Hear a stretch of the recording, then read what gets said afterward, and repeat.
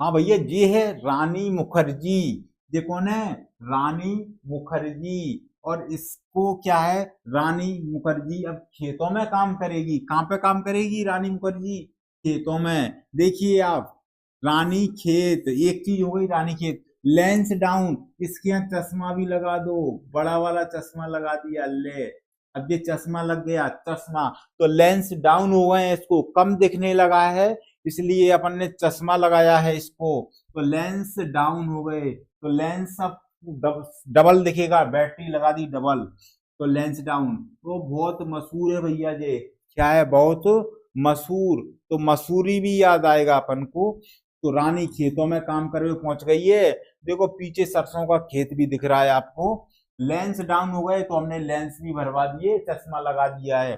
अब देखोगे अल्मोड़ा, ये ऐसे है ना हाथ, इसके हाथ में भैया एक मोड़ा है। मोड़ा, अल्मोड़ा। एक अल्मोड़ा समझ में आएगा। हाथ एक नीचे है, उसमें नैनी मोड़ी है, तो नैनी मोड़ी। तो देखो अल्मोड़ा, एक मोड़ा है और नैनी मोड़ी है। तो नैनी ताल भी कहाँ पर है? उत्तराखंड में। एक है मुक्तेश्वर। भैया ये अब फिल्मी दुनिया से मुक्त हो गई है, और मुक्त होकर के ये पहुंच गई है कहाँ? खेतों में काम करने के लिए। तो उत्तरी है, खेतों में काम करने के लिए उत्तरी है, यानी उत्तराखंड अपन इसको याद रखेंगे। उत्तराखंड में है ये सभी, याद रखेंगे। पूरा पाउडर है ना इसका, 2 दिन में बिल्कुल काली पड़ जाएगी रानी मुखर्जी। क्योंकि अब ये कहाँ पहुंच गई है? खेतों में काम कर रही है। इस तरीके से अपन इसको याद रखेंगे भैया, ध्यान रखना है अपन को। देखो सरसों का खेत दिख रहा है आपको, तो सरसों के खेत में कौन पहुंच रही है? रानी मुखर्जी। तो हमें क्या याद रखना है? रानी खेत।